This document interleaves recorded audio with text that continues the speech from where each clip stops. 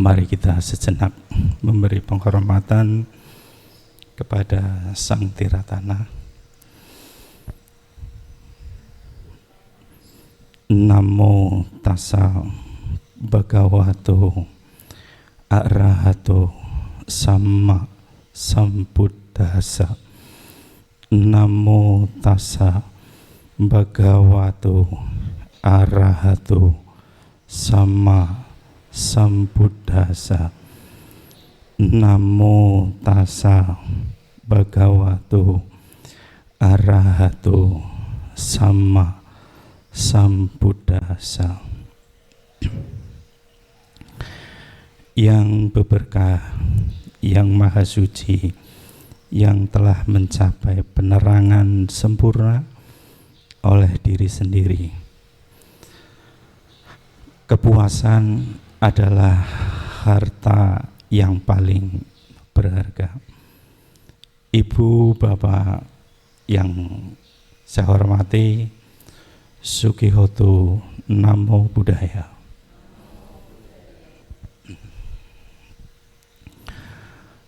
Pada pagi hari ini kita berjumpa lagi, ya, setelah mungkin sebulan yang lalu, ya, kini giliran saya, ya,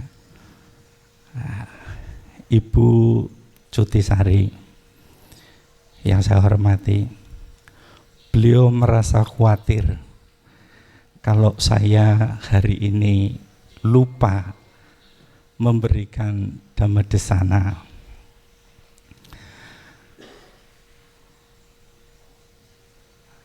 Oleh karena hari ini sebenarnya para guru sudah libur, ya, ada libur 3 hari.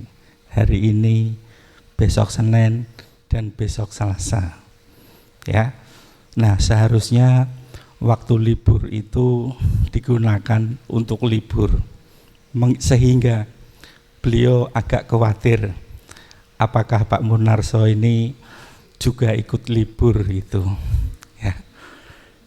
Nah, tetapi saya konsekuensi, ya, menjalankannya, akan berusaha dengan sebaik-baiknya. Untuk para ibu, saya mengucapkan selamat ulang tahun, ya, selamat ulang tahun yang tidak ada hitungannya.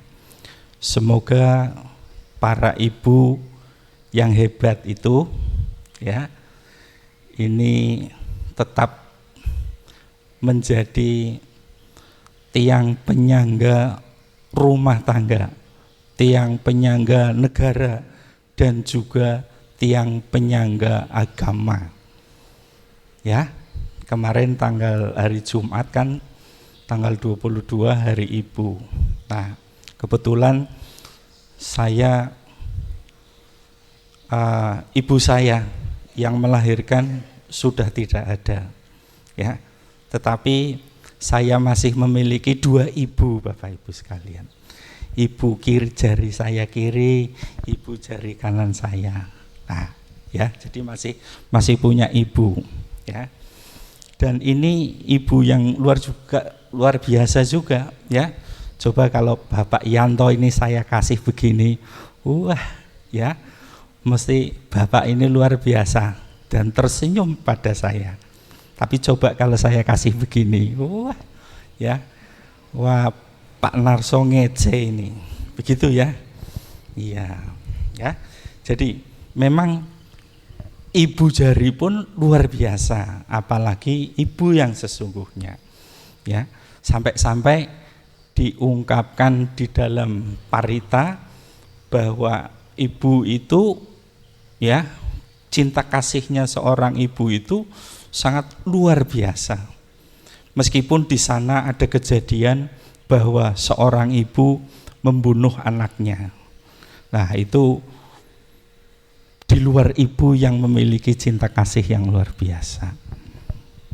Nah, pada kesempatan yang baik ini Saya mau berbicara yang mungkin disukai oleh semuanya. Bapak-bapak ya suka, ibu-ibu juga senang. Ya. Soalnya kalau saya pagi hari ini bercerita tentang kesadaran, tentang nibbana, apalagi saya cerita tentang penderitaan, harinya cerah kok ceritanya penderitaan. Padahal datang ke sini penuh dengan rasa bahagia. Bahagia apa menderita? Bahagia. Ya. Jadi pagi hari ini pun saya tidak akan memilih cerita yang penderitaan, cerita yang nibbana, cerita yang kesadaran. Ya. Kalau cerita kesadaran harinya sudah ditentukan ya Ibu ya. Hari meditasi bersama. Nah, itu kan hari melatih kesadaran bersama. Nah, hari ini ceritanya adalah hari bahagia. Bahagia kan semua orang berharap ya, berharap. Semua orang berharap bahagia. Ya. Makanya kita selalu diingatkan, ya, selalu diingatkan. Semoga hari ini saya bahagia. Nah, sisanya juga saya harus bahagia. Ya. Jadi kalau bekerja itu juga harus bahagia. Ya. Mengerjakan sesuatu juga harus bahagia. Bahagia mengerjakan sesuatu, bahagia menjalankan sesuatu. Nah, kalau disebutkan ya di dalam Anguttara Nikaya 1.74 ya, ada dua jenis kebahagiaan. Ya, ada dua jenis kebahagiaan. Yang pertama adalah kebahagiaan materi. Ya. Kebahagiaan materi. Jadi ada wujudnya. Ya, dapat dilihat karena sifatnya materi. Nah, ketika seseorang memperoleh materi, itulah orang berbahagia. Betul enggak? Ya, apapun, dalam bentuk apapun, ya, sebesar apapun, sekecil apapun, kalau hal itu cocok, sesuai, pasti sangat bahagia sekali. Ya, kalau suatu saat saya akan menjahit baju saya yang robek, ya, kemudian ada yang kasih jarum, itu luar biasa, ya, meskipun bentuknya kecil, ya, karena pada saat itu tepat sekali yang diberikan. Tapi ketika saya mau ya menjahit baju, kok dikasih yang lain yang tidak sesuai, mungkin akan mengatakan saya tidak butuh, maaf, ya kan? Nah, jadi sekecil apapun ketika kita ya menerima atau dapat sesuatu, itu akan berbahagia. Ya. Nah, tetapi kebahagiaan yang disebabkan karena mendapatkan materi itu sifatnya ya, ada sifatnya itu tidak lama.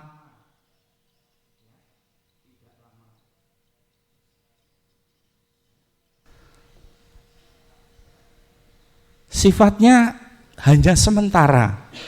Mungkin 1 hari, 2 hari, seminggu, atau sebulan, selesai sudah. Ya, sudah tidak bahagia lagi. Nanti ganti lagi mendapatkan sesuatu.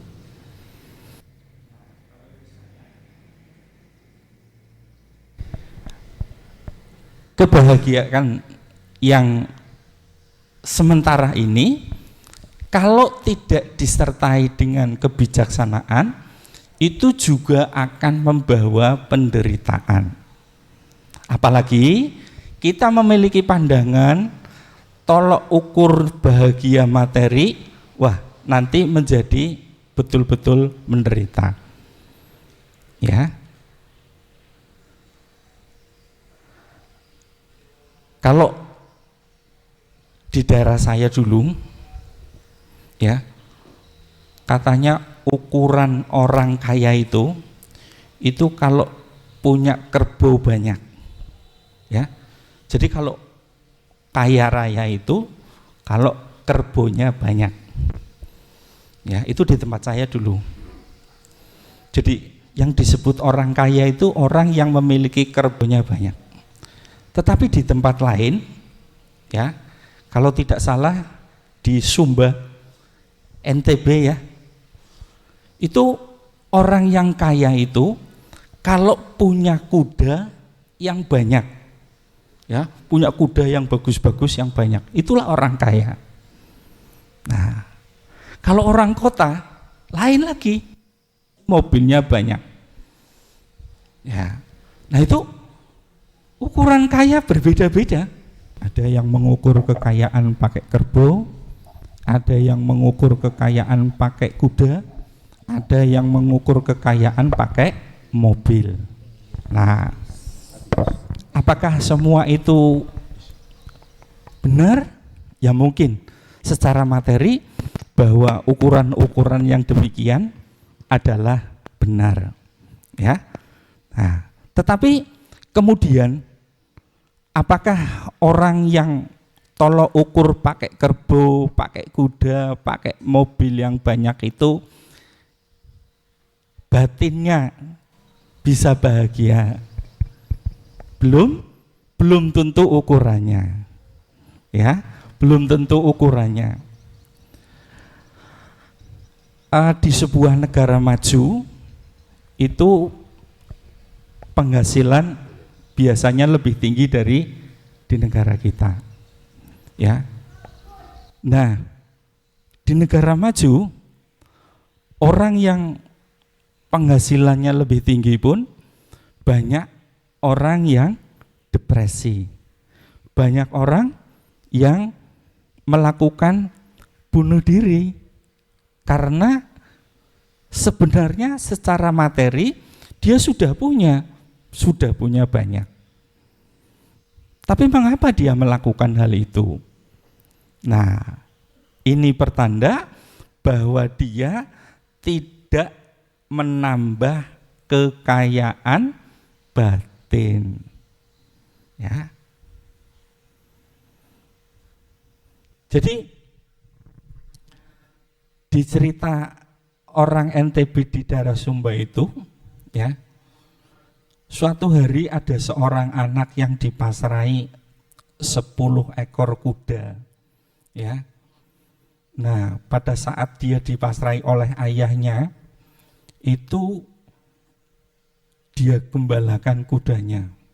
Pada hari menjelang pulang, ternyata kudanya tinggal 9. Bagaimana? Sedih ya? Kudanya hilang 1. Sedih luar biasa. Pulang pasti dapat hadiah. Hadiahnya apa? Marah, ya, dasar tidak becus dan lain sebagainya, ngomel terus bapaknya, ya. Nah, sedih. Tapi kemudian setelah 3 hari, tidak disangka-sangka kuda yang hilang itu membawa pulang 2. Senangnya bertambah ya. Tentu kalau bertambah jadi senang. Nah, tapi tadi, ya, kemarin yang kadung marah luar biasa, yang sekarang senang, apakah kemarahan yang kemarin itu bisa dihapus? Tidak, ya. Kemarahan yang kemarin tidak bisa dihapus. Nah, itu artinya bahwa gelombang daripada kebahagiaan itu selalu timbul, berkembang, dan lenyap. Timbul, berkembang, dan lenyap. Ya. Nah, Bapak Ibu sekalian, ketika kita memiliki harta, kita bisa berbuat yang baik dan juga bisa berbuat yang jahat. Tetapi tentunya kalau kita memilih ya untuk lebih bahagia, maka harta yang kita peroleh itu akan digunakan kepada hal-hal yang benar. Seperti Sang Buddha katakan, apabila kita mendapatkan kebahagiaan kecil, ya, dan di sana ada kebahagiaan yang besar, maka orang bijaksana akan melepaskan kebahagiaan yang kecil untuk mendapatkan kebahagiaan yang besar. Ya. Nah,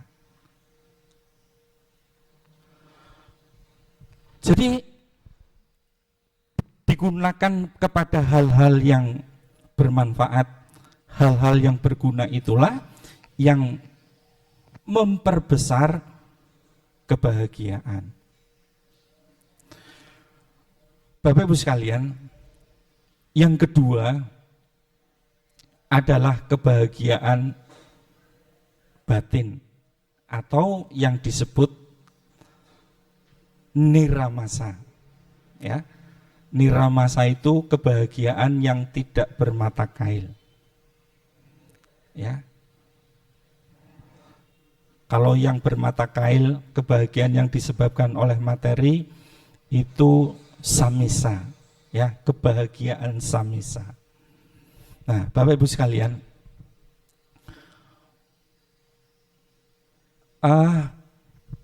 kalau punya uang banyak, ya, sekarang, ya, orang punya uang banyak pun kalau disimpan di bank, ya, orang harus tetap memiliki kejujuran, ya. Soalnya sekarang kalau Bapak Ibu sekalian menyimpan uang di bank 1 miliar, kemudian di bank lainnya 1 miliar, di bank lainnya 1 miliar, nah, ini pihak bank harus menyampaikan kepada pihak pajak, ya, dan kemudian dicocokkan dengan laporan pajak, ya, begitu.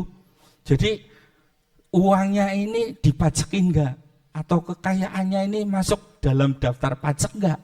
Nah, ya. Atau ketika harta yang dimiliki ini kemudian cara mendapatkannya tidak benar, ya, dimasukkan ke dalam bank dan kemudian pakai mobile banking, ya. Nah, karena sebab-sebab karma-karma yang buruk dengan cara mendapatkannya tidak benar, maka suatu saat akan lenyap dalam seketika, ya. Tiba-tiba ditipu, ya. Dan tipu sekarang kan pakai digital, ya, semuanya, ya. Ada yang pakai APK, ada yang pakai undangan, ada yang pakai undangan pemilu ini belakangan, ya, undangan pemilu. Dan sekarang ada lagi yang model itu di telepon, ya, di telepon suaranya suara artis, ya, artis yang dikenal dan lain sebagainya.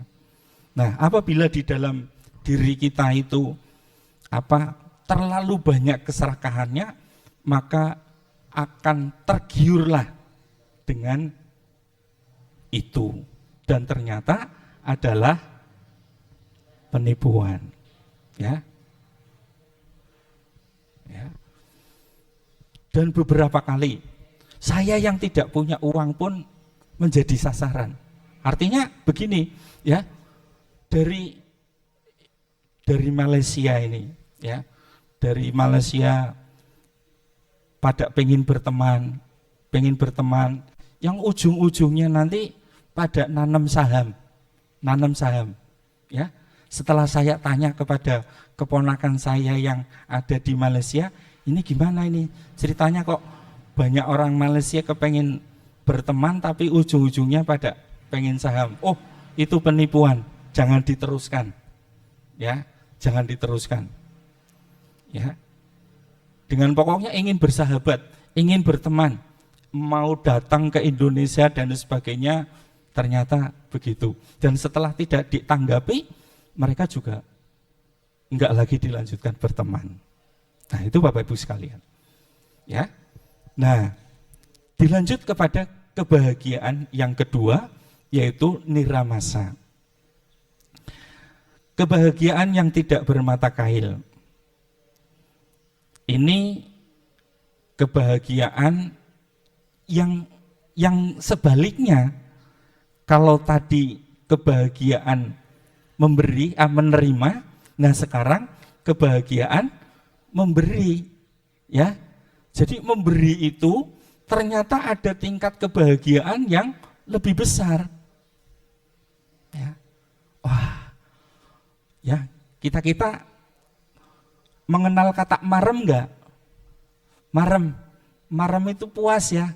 Aduh, rasanya lega, puas, marem, ya. Sudah bisa memberi si A jadi seneng banget, ya, yang tadinya merasa sedih, ya. Nah, itulah Bapak Ibu sekalian, kepuasan dari memberi, kebahagiaan dari memberi. Adakah kebahagiaan yang lain dari memberi? Ada. Apa? Merawat sila, ya. Merawat sila. Manakala Bapak Ibu sekalian, kita semua kalau datang seorang biku minta tuntunan sila kan, Bante, saya dituntun lagi sila saya supaya saya ingat, ya, bahwa saya akan melatih diri untuk tidak membunuh, tidak mencuri, ya, tidak tidak berselingkuh, tidak bohong, tidak mabuk-mabukan. Nah, merawat sila dengan baik. Bikunya kemudian membalas apa? Dengan merawat sila, ya, akan tercapai kebahagiaan inderanya atau tercapai kebutuhan hidupnya. Dengan merawat sila akan tercapai kebahagiaan surga. Dengan melawat sila akan tercapai pencapaian nibbana. Ya. Merawat sila. Bahkan di dalam Nidikanda Sutta itu juga beliau Sang Buddha menjelaskan kepada kita, ya, dengan berdana itu bisa merealisasi nibbana, pencapaian-pencapaian menjadi Paceka Buddha, Sawaka Buddha, itu dengan berdana, ya. Tapi tentunya dana-dana yang sudah tingkat, nah, kualitasnya besar, tingkat tinggi, ya. Contoh, kalau wihara meta ini ada donor, siapa yang biasa donor darah? Nah, donor darah itu bagian dari berdana yang tingkat kualitasnya tinggi, Bapak Ibu sekalian. Masuk dalam kategori dana kehidupan. Ya, tidak hanya melepas hewan, tapi berdonor darah. Ada yang sudah 100 kali? Di sini Bapak Ibu sekalian, ada yang sudah 100 kali, 50 kali, 75 kali, atau 10 kali, ya.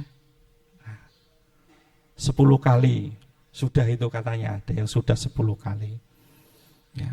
Ada yang kalau niatnya ada, tapi begitu lihat jarum takut, ya, sudah takut dulu, stres dulu.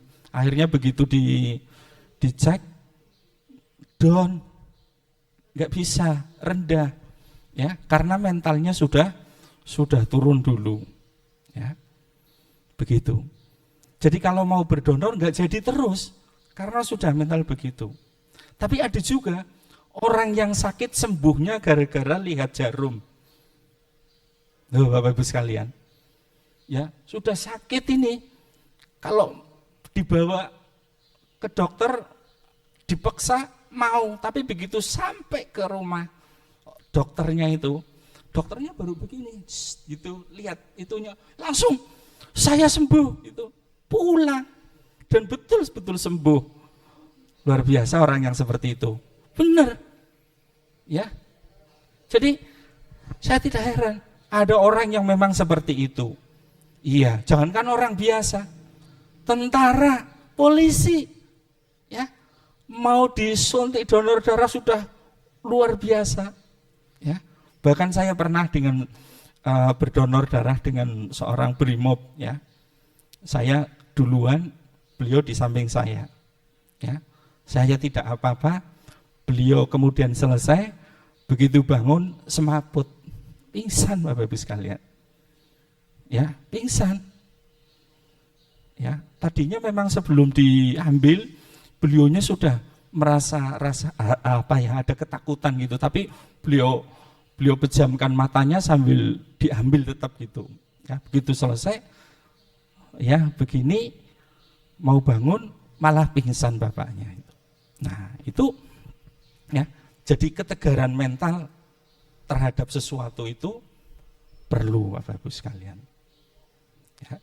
Jadi kalau Bapak Ibu takut tetapi tidak ada objeknya, ya, tidak ada objeknya yang ditakuti, ya, nanti supaya ketakutannya hilang,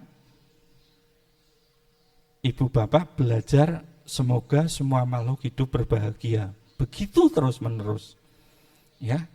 Jadi nanti pas betul-betul melihat sesuatu yang nampak tiba-tiba, semoga semua makhluk hidup berbahagia.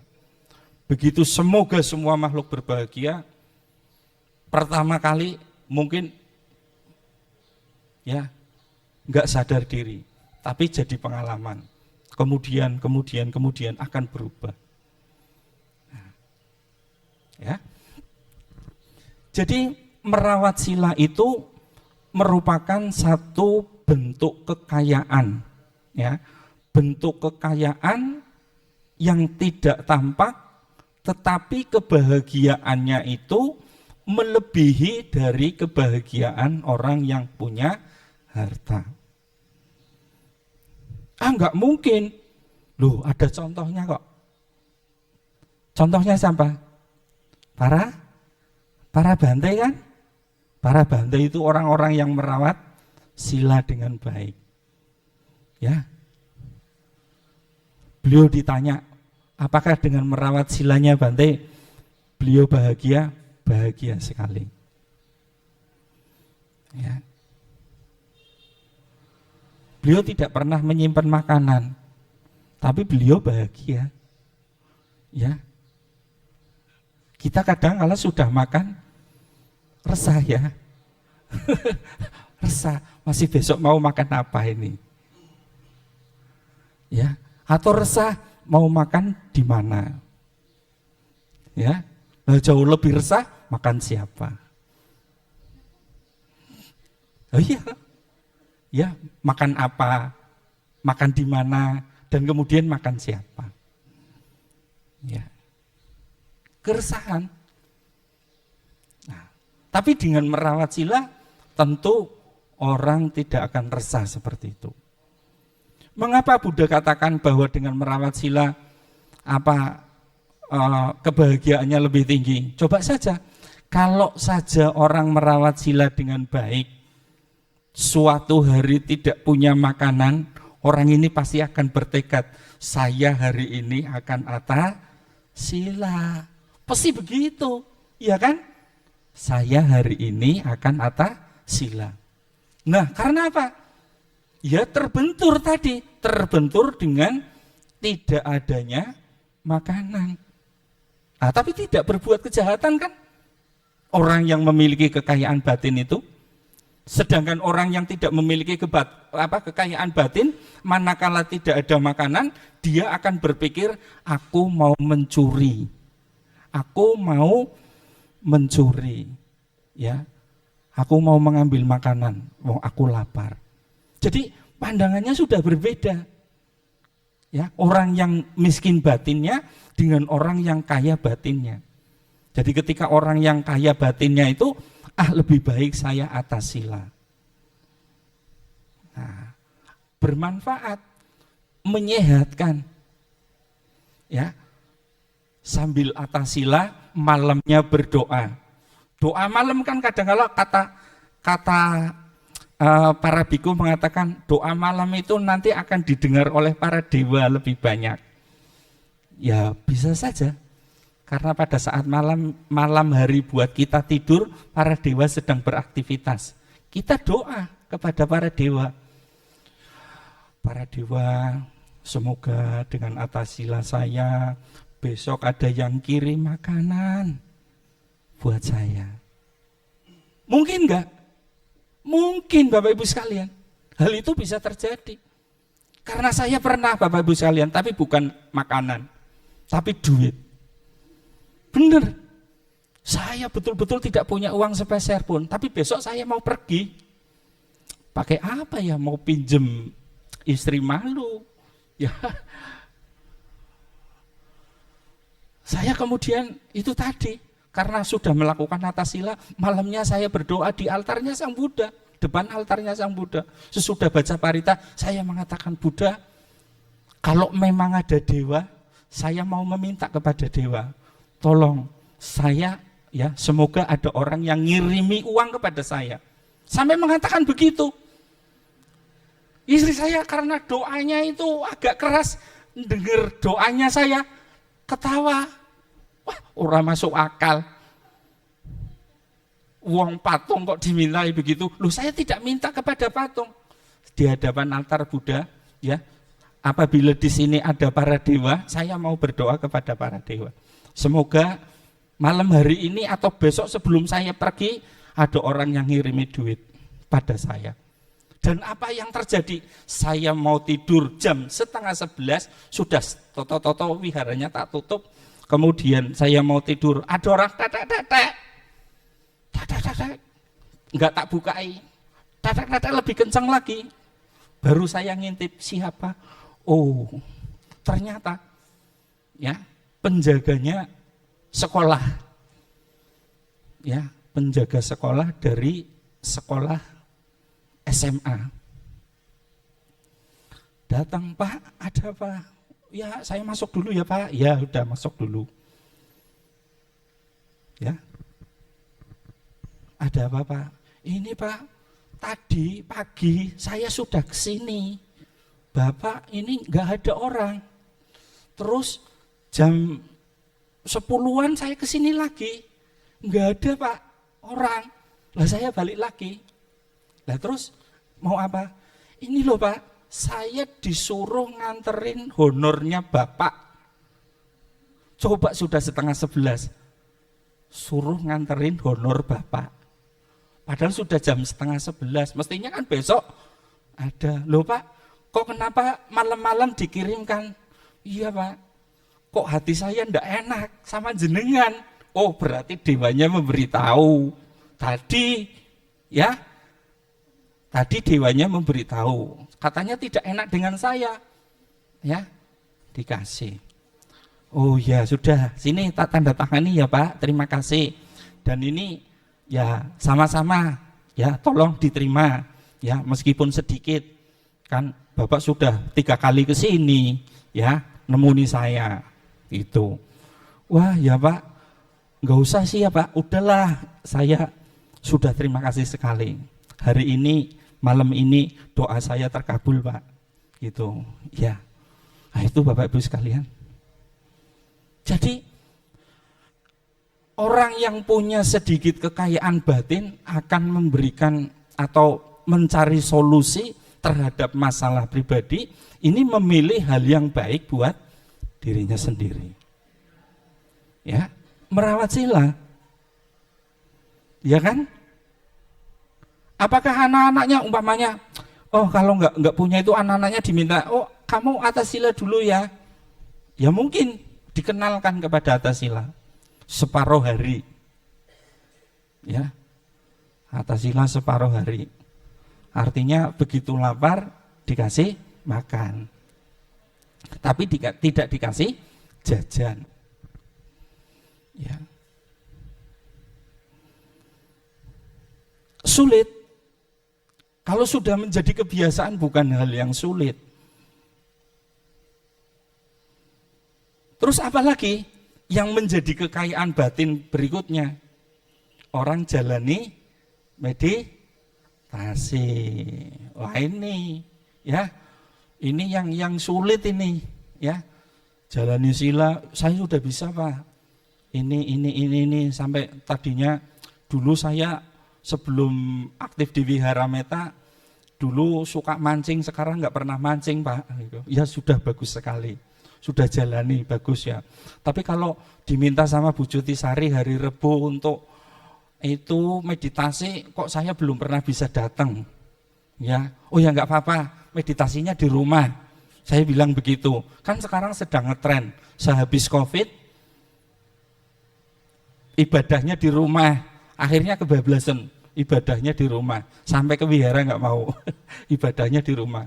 Kalau ditanya Pak, sekarang kok saya nggak pernah lihat Bapak ya, dulu kan sebelum Covid aktif sekali. Iya, sekarang saya punya tren yang baru, yaitu ibadahnya di rumah. Meditasi di rumah Pak, ya meditasinya juga di rumah, luar biasa. Ya, saya berpositif thinking buat nyemangati apakah apa yang diucapkannya itu benar atau tidak. Ya, karena meditasi bisa dijalankan di mana-mana. Orang merawat sila juga harus di mana-mana. Orang berdana juga harus di mana-mana. Ya. Tidak ada di dalam ajaran Buddha berdana harus bertanya kamu Islam, kamu Buddha atau kamu Kristen, enggak ada. Atau kamu bertanya kamu partainya apa? Podo karo aku rak. Nah, enggak ada. Ya. Jadi enggak ada. Mungkin universal. Ya. Yang membantu kepada sesama umat yang tidak pernah menanyakan tentang agamanya, tidak pernah menanyakan partainya, tidak pernah kan itu mungkin agama Buddha. Dia hanya melihat bahwa dia orang yang membutuhkan. Ya, itu kekayaan batin loh, dirawat. Ya, dipertahankan. Meditasi juga ya. Karena meditasi bagian dari ajaran pokok Sang Buddha. Kalau cuma hanya bisa berdana, bisa merawat sila, satunya enggak pernah, aduh, ya. Karena apa sih? Gampangnya meditasi itu kan karena memperhatikan nafas, ya, di setiap waktu. Ya. Suatu saat Bapak Ibu sekalian ngantri, datang ke bank ngantri. Bisa loh melakukan meditasi. Wong yang difokuskan kan apa? Perhatian kepada nafas kan. Jangan kemudian nutul-nutul ini terus. Ya, lah ini yang kadang orang tinggalkan itu. Waktu luang, tutul-tutul ini terus. Ya, waktu luang ini terus. Ingat bro, gas. Dan lagi sebagainya, usia, ya kan? Nah usia, yang namanya kematian tidak melihat berapa usia. Jadi jangan terus ini ya, jangan terus ini. Ya, kadang saya juga begitu, istriku bisa bangun jam 3, tapi mbok jangan pegang ini dulu. Opo? Meditasi dulu. Berapa? 5 menit.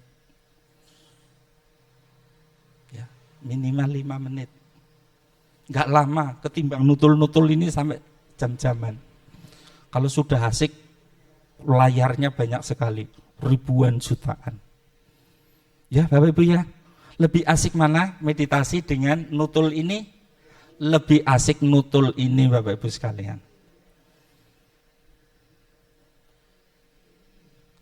Ya, tapi ketika nutul ini, apakah kekayaan batinnya bertambah? Ada yang bertambah, ada yang tidak. Tinggal lihatnya apa. Kalau nutul ini lihatnya Dhamma, YouTube, dan lain sebagainya, kekayaan batinnya akan bertambah, pengertiannya akan bertambah. Ya. Tapi kalau lihatnya cuma konten, nah, nanti lama-lama juga ngikut konten. Aku kalau nggak ngonten, nggak jadul gitu. Ya. Konten positif, ya. Kayak Ibu Tiamlam itu kalau konten positif loh, menyebarkan berita wihara, kemudian memperkenalkan ini loh makanan-makanan yang enak di sini. Itu iya, sambil apa? Buat si warungnya itu dipromosikan. Itu bagian dari iklannya, iya, dia bahagia.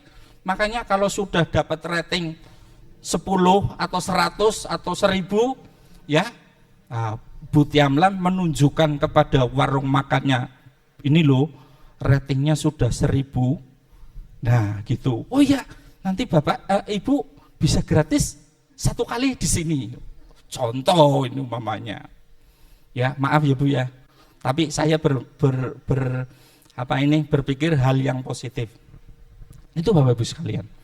Ya, jadi marilah kita tingkatkan kekayaan batin bagi kita, karena itu jauh lebih luhur, jauh lebih penting kepada kita. Ya, dan itulah yang nanti akan dibawa di alam berikutnya. Kalau HP enggak dibawa ke alam berikutnya. Kalau meninggal nanti dibawakan HP sungguhan, saya kira di sana belum ada channel YouTube-nya, belum ada channel WA-nya. Jadi susah. Ya, begitu. Benar loh Bapak Ibu sekalian. Karena apa? Tidak hanya HP beneran. Kemarin saya baca di Sumatera itu ada orang yang betul-betul mati dibawakan motornya. Motornya dikubur. Motor kesayangannya. Jadi sejak dia jadi pengantin sampai pokoknya dia meninggal, motor itu masih bagus. Dan karena ini adalah motor kesayangannya, sama keluarganya dibawakan, dikubur, ya, enggak dibakar, tapi dikubur. Nah, dan kalau dikubur, apakah bisa bertahan lama? Tidak. Nanti seminggu kemudian ada pencuri, ya, pencuri motor yang dikubur. Ya, karena apa?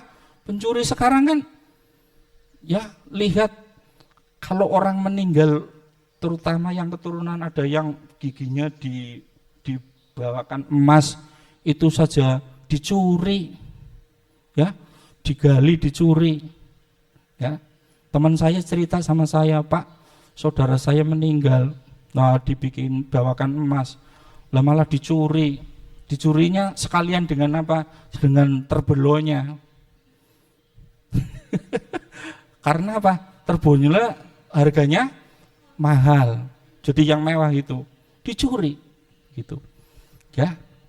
Nah, Bapak Ibu sekalian, saya karena asiknya sudah lama sekali ini, ya, sudah kelewat. Jadi apa yang saya sampaikan tentang kebahagiaan dari yang Sang Buddha sampaikan, marilah, ya, kita berpuas, atau marilah kita merasa marem dengan apa yang sudah dimiliki, ya. Dan selalu orang mengatakan bersyukur dengan yang sudah dimiliki, sehingga kita bisa kedua-duanya dimiliki. Ya, kalau sudah memiliki kedua-duanya, kita bisa meningkatkan terus-menerus, dan ya pada akhir tutup usia kita ada sesuatu yang dibawa yang bisa membuat kebahagiaan bagi kita. Untuk menutup pada kesempatan pagi ini, izinkan saya menyampaikan ini ya.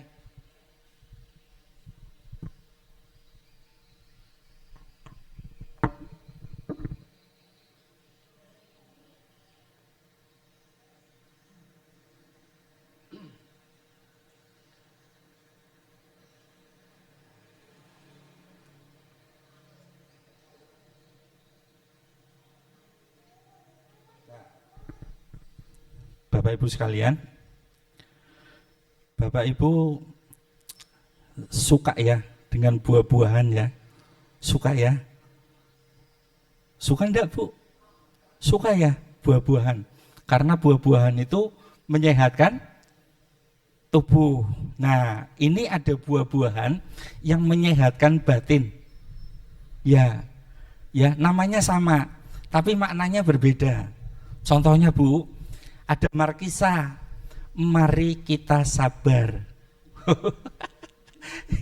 Ya, mari kita sabar. Nah, itu kan meningkatkan kekayaan batin toh kalau sabar ya. Ya, sabarnya meningkat. Jadi nanti tahun 2024 sabarnya meningkat. Kalau pas ada pemilu ini nggak usah nesu-nesu ya, beda partai, beda pilihan dan lain sebagainya. Mari kita sabar. Yang kedua, stroberi, selalu introspeksi, belajar rendah hati. Wah, rendah hati ajaran Buddha. Yang ketiga, salak. Wah, ini banyak yang nggak suka ini salak. Ya, soalnya di sana 10.000 3 kilo. Ya, salak tapi maknanya selalu baik dalam bertindak. Nah, itu ya. Terus kemudian jeruk, jangan berprasangka buruk. Nah, ini jangan bersangka buruk. Yang kelima, pisang, pantang iri, sombong dan angkuh. Ya, nek sudah kaya yo ojo pamer-pamer. Ndak banyak yang iri ya. Ya, banyak yang iri. Pamernya sekarang kalau pamer di medsos, ya di medsos nggak usah pamer-pamer. Ya. Kemudian anggur, Anda gemar bersyukur. Nah, ini tadi kekayaan batin yang suka bersyukur. Yang ke-7 melon. Melon menolong orang lain, Bu. Ya. Yang ke-8 tomat, tobat sebelum hari kiamat. Maksudnya sebelum kematiannya tiba. Tuh. Ya. Terus 9 tales. Tak ada kata males untuk berbuat baik. 10 mentimun, menuntut ilmu tidak banyak melamun. Nah, jangan gunakan waktu luangnya untuk tutul-tutul HP, tapi juga untuk meditasi. Gitu ya. Mohon maaf apabila saya dalam menyampaikan pagi hari ini mungkin ya menyinggung, tapi tidak ada tujuan untuk menyinggung. Ya. Marilah kita senantiasa memperkaya ya batin kita ya agar kita tetap menjadi orang yang lebih bahagia. Itu ya. Nah, Bapak Ibu sekalian, saya